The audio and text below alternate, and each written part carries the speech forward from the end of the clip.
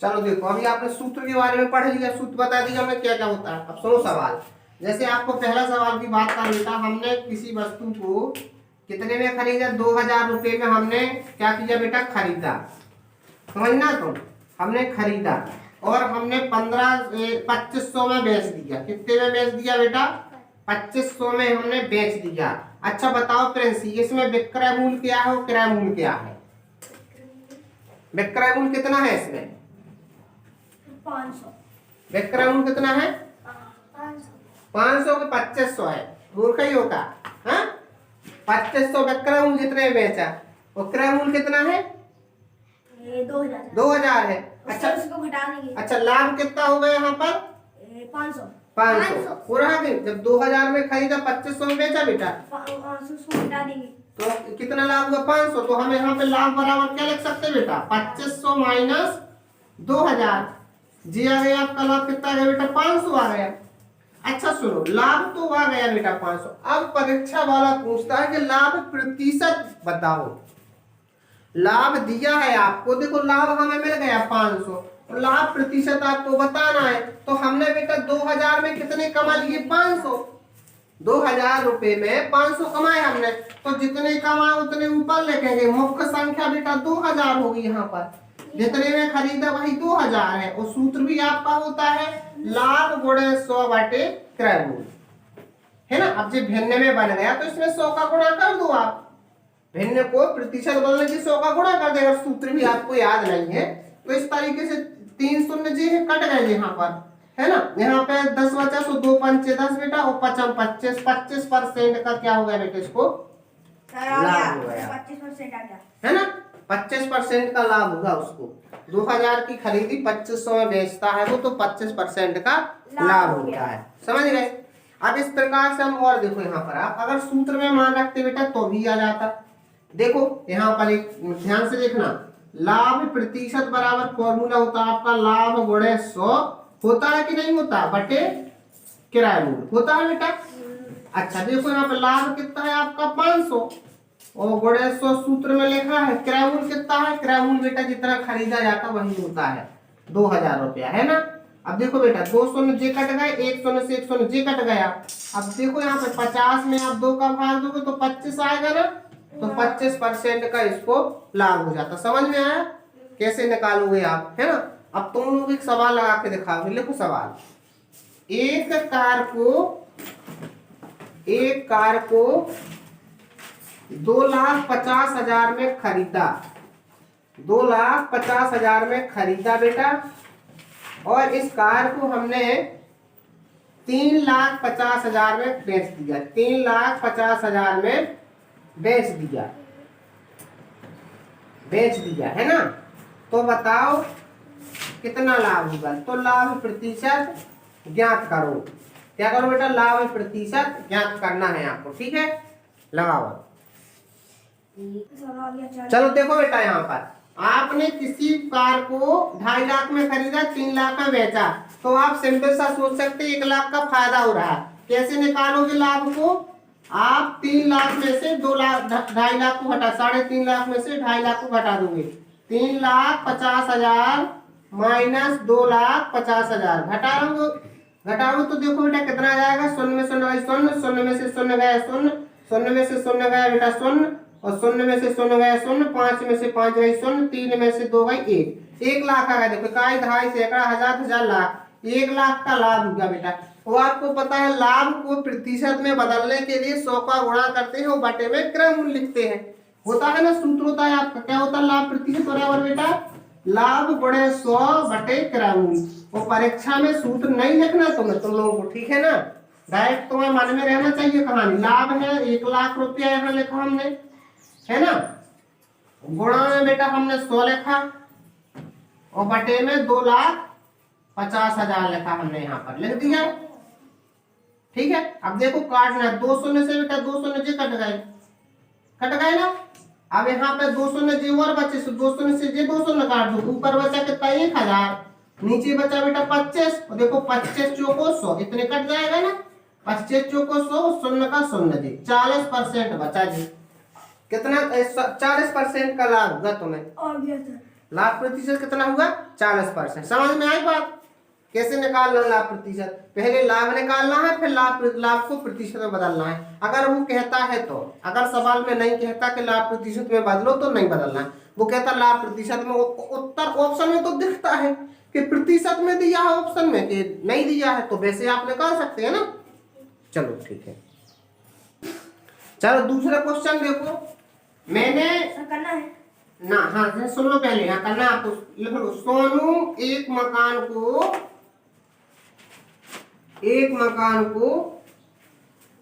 10 लाख में 5 लाख में खरीदता है। कितने में खरीदता है? 5 लाख में खरीदा, 5 लाख में खरीदा तथा 4 लाख 45,000, 45 ना कर 25 कर दो, 4,25,000 में इसको क्या कर दिया इसने? बेच दिया। ठीक है, तो बताओ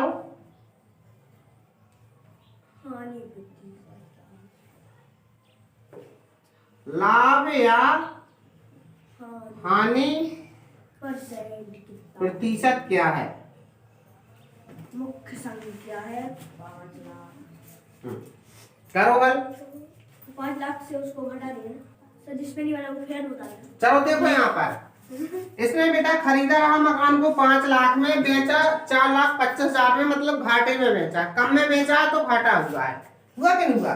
देखो खरीदा 5 लाख में, बेचा 4,25,000 में, तो घाटा हुआ। इसको हानि होती, तो हानि को कैसे निकालते हैं? क्रय मूल माइनस विक्रय मूल। मतलब अपन क्या करेंगे, 5 लाख में से अपन बेटा 4,25,000 को घटा देंगे। 4,25,000 को हम क्या कर देंगे? घटा देंगे। तो बेटा शून्य से शून्य गया शून्य, शून्य से शून्य गया शून्य, शून्य से शून्य गया शून्य, और है ना। और यहाँ पे देखो 5 से, है ना, 10 में से 5 गया 5, यहाँ पे 10 में से 2 एक हासिल की जाएगी, 10 माना रहा 3 हो गए, तो 7 बचा। 5 में से 1 हासिल की 4, मैं 1 जोड़ दो 5 गए 0। 75,000 आया था। सिंपल सी बात है, ज्यादा सोचने वाली बात नहीं है। 5 लाख में 75,000 जोड़ दो, है ना, 4,25,000 में आप 75,000 जोड़ दोगे तो 5 लाख हो जाएगा। ऐसा सोच के चलो डायरेक्ट घटाने टाने का कुछ काम ही मत करो बेटा। ठीक है, 75,000 को परसेंट बदलना है आपको, आप जानते हो, तो इसमें 100 का गुणा करते हैं परसेंट बदलने के लिए, और बटे में मुख्य संख्या क्रय मूल को लिखते 5 लाख को। यहाँ पे हम लिख देंगे इन सबको। ठीक है ना, देखो यहाँ बेटा 3 शून्य से 3 शून्य जे के आंसर, 2 शून्य से 2 शून्य जे के आंसर। ऊपर 75 बचा बेटा, नीचे 5 बचा। भाग दोगे तो 5 एकम 5 बेटा, 7 में से 5 गई, 2 बची, उतारी जाएंगी 5 और 55 25, 15% की क्या होगी इसको बेटा? हानि हो जाती है। 15% की क्या हो जाती है इसको? हानि होती है। कितना इजी सा सवाल है यार, कुछ नहीं है ना, समझ गए? तो पहले हमें हानि निकालना, फिर हानि। देखो यहाँ पर सवाल देखो तुम सर, आज है तो सर। अरे हो गया, ठीक है। हाँ सुनो, सुनो एक करना है, सुनो पहले, एक कार को 10 लाख में बेचा, 10% लाभ पर बेचा जाता है। पहले सुन लेना एक बार, तुम बेचा जाता है यदि कार का क्रय मूल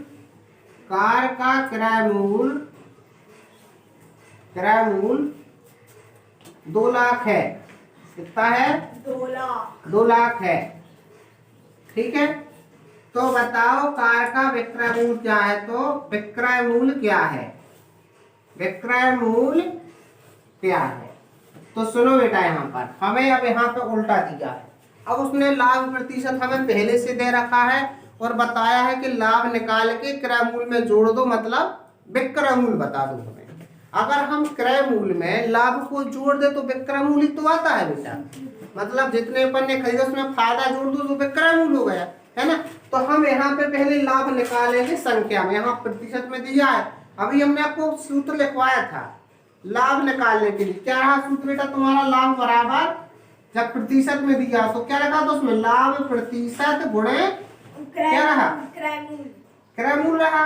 क्रय मूल्य और फिर क्या रहा? बटे में 100 रहा। जी फॉर्मूला रहा है तुम्हारा, रहा है ना। तो यहाँ पे क्या लिखना बेटा? लाभ प्रतिशत की जगह 10 लिखो, क्रय मूल्य की जगह बेटा 2 लाख लिख दो आप यहाँ पर, और 100 लिख दो यहाँ पर बटे में। तो देखो बेटा यहाँ पर जी कट गए 2 शून्य, कट गए ना बेटा। 10 का गुणा होगा कितने में, यहाँ 2000 में, तो 20,000 हो जाएगा बेटा। 1 शून्य और बढ़ जाएगा मतलब, है ना।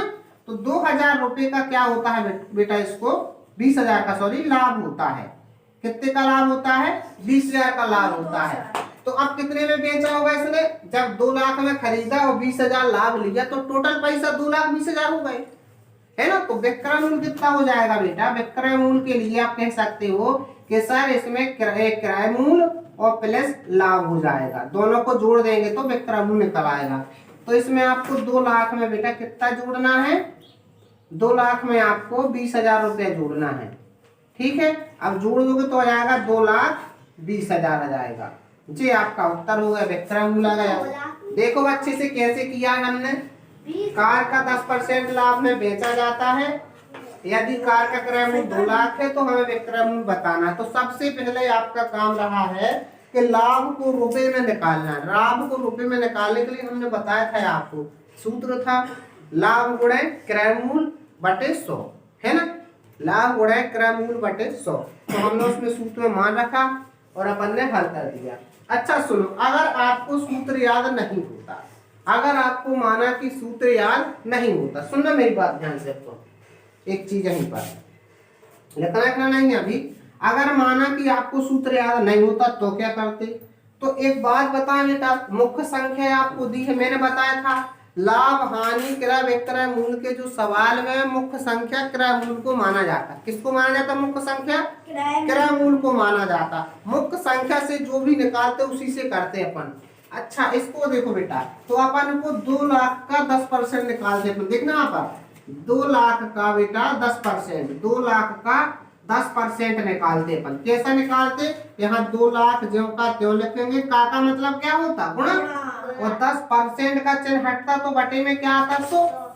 जैसे हमें सूत्र याद नहीं है तो हम निकाल लेंगे 2 लाख का 10% कितना आ रहा है, तो हमने लिख लिया का मतलब गुणा, परसेंट हटा बटे में 100 आ गया। यहाँ बेटा देख सकते हैं आप, 2 शून्य कट गया, 1 शून्य से 1 शून्य कट गया, 1 शून्य से 1 शून्य कट गया, 2 शून्य काट दिया हमने ऊपर के नीचे की।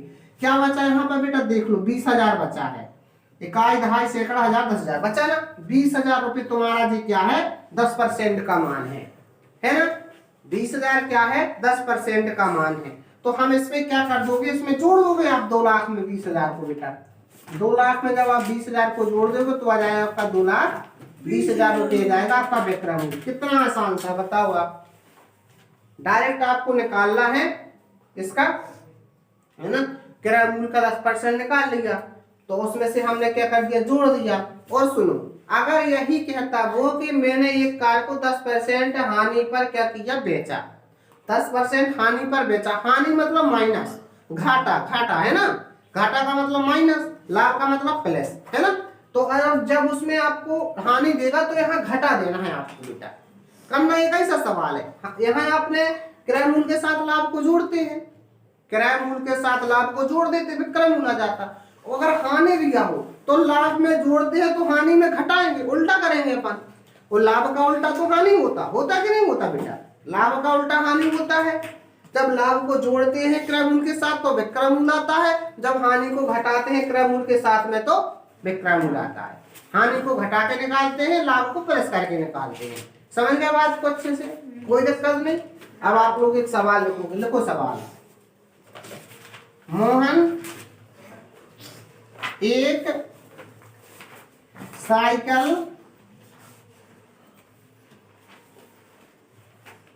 5,000 में खरीदता है, 5,000 में खरीदी, ठीक है ना, खरीदी, तथा 20% हानि लेकर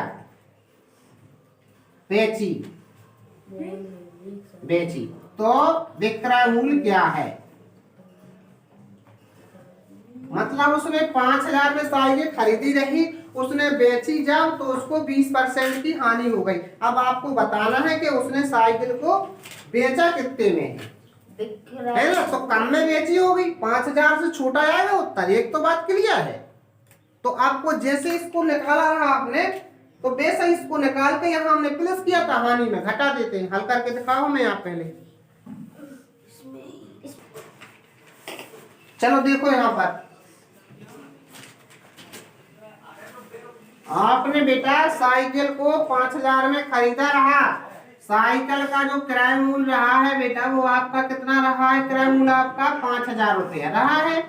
5,000 रुपये रहा क्रय मूल्य। इसकी हानि परसेंट भी दिया है बेटा अपन को, कितना है? 20%। तो आपको पता है मुख्य संख्या इसमें दी गई है। मुख्य संख्या क्या है? 5,000। तो 5,000 का 20% निकाल लो पहले, कितना होता है ना? हमने ऐसा ही बताया था आपको, कोई सूत्र याद नहीं करना। 5% का 20%, क्योंकि मुख्य संख्या हमें पता है क्रय मूल्य होती है और मुख्य संख्या से ऐसे हम 20% का मान निकाल लेते हैं, है ना? अब नहीं तो सूत्र है, फिर सूत्र में रखोगे आप तो 5,000 का मतलब बेटा गुणा 20% हटेगा बटे में 100 आता है। 100 यहाँ का जे काट दिया हमने, 200 में काट दो ना सीधे सी, और 20 का काट दो, 50 में गुणा, जैसा भी करो या तो इसका भी काट सकते थे, है ना? 5 दूनी 10 बेटा, 1 200 में जे आ गया। 1,000 रुपए का इसको बेटा क्या होती है? हानि होती है। अब हानि को क्या करते हैं? क्रय मूल्य के साथ घटा देंगे तो विक्रय मूल्य निकल आता है। हानि को क्या करते हैं? क्रय मूल्य से घटा देते हैं तो हमें विक्रय मूल्य मिल जाता है। तो विक्रय मूल्य के लिए क्या करोगे आप बेटा? 5,000 में से आप 1,000 को घटा दोगे तो बचेगा यहाँ पर 4,000 रुपया। तो 4,000 रुपया क्या है बेटा? साइकिल का विक्रय मूल्य है। उसने चला ली होगी कुछ, इसलिए कम में बेचा है ना। तो जे आपका आ जाता है इस तरीके से। नंतर सूत्र आपको पता है, सूत्र आपको पता है क्या होता है? अभी पढ़ा था, हानि बराबर हानि प्रतिशत गुणे क्रय मूल्य और बटे में 100 होता है कि नहीं होता? तो हानि 10 गुणे 5,000 बटे 100 हल करोगे तो दोनों 100 में जो कट गए, 10 का करोगे 50 में, जे आगे तक 20 रहा यहाँ पे, है ना बेटा? 20 रही यानी, तो यहाँ 10 का करोगे 50 में कितना आ जाएगा जी? आ जाएगा ना 1,000। 5 दूनी 10, 100 में 100 200 में जे यहाँ 1,000। फिर भाई घटा देना बाद में, चाहे सूत्र से लगा दो, चाहे ऐसा कर लो, चाहे ऐसा कर लो, आता 1,000। देख लो आप, आता है कि नहीं आता, है ना? तो हम ऐसा भी कर सकते हैं और ऐसा भी कर सकते हैं, है ना? समझ रहे बात को कैसे करना है? इंपॉर्टेंट है सारी चीज, ध्यान रखना आप लोग। और हमेशा एक बात ध्यान रखो बेटा, क्रय मूल्य अगर दिया हो तो क्रय मूल्य मुख्य संख्या, क्रय मूल्य से हम बिल्कुल आसानी से, है ना, हानि को निकाल सकते हैं। लाभ दिया, लाभ प्रतिशत दिया तो लाभ को निकाल सकते हैं। कैसे करके, है ना? क्रय मूल्य का जितनी 20% हानि तो उसका निकाल सकते हैं। जी क्रय मूल्य होना चाहिए, लेकिन यहाँ विक्रय मूल्य अगर दिया हो तो नहीं हो सकता वहां पर, है ना? विक्रय मूल्य के लिए अलग फंडा होता है। कठिन सा भले है लेकिन कोई दिक्कत, ध्यान से सुनना, अच्छा सुनना। मैं मार्केट गया, मैंने क्या किया बेटा? दुकानदार बोलता है कि भैया वस्तु का विक्रय मूल्य है जो, सुनो, वस्तु का विक्रय मूल्य है, वस्तु का विक्रय मूल्य बेटा 5,000 रुपया है। ध्यान से सुनना, क्या कर रहे हैं? विक्रय मूल्य 5,000 रुपया है वस्तु का विक्रय मूल्य, और वो कहता है बेटा लाभ कितना है? लाभ 10% है। लाभ कितना है? 10% है ना? लाभ आपका दिया है कितना है बेटा? 10% है। तो आपको बताना है कि वस्तु का क्रय मूल्य क्या है। अब देखो, अब जो मुख्य संख्या नहीं है, जो मुख्य संख्या नहीं है बेटा, नहीं है ना मुख्य संख्या, लेकिन एक बात मान के चलो बेटा कि वो कहता है कि विक्रय मूल्य 5,000 रुपया है, तो आपको पता है कि विक्रय मूल्य क्या होता है? क्रय मूल्य से ज्यादा होगा। कब होगा? क्योंकि लाभ है, ठीक है?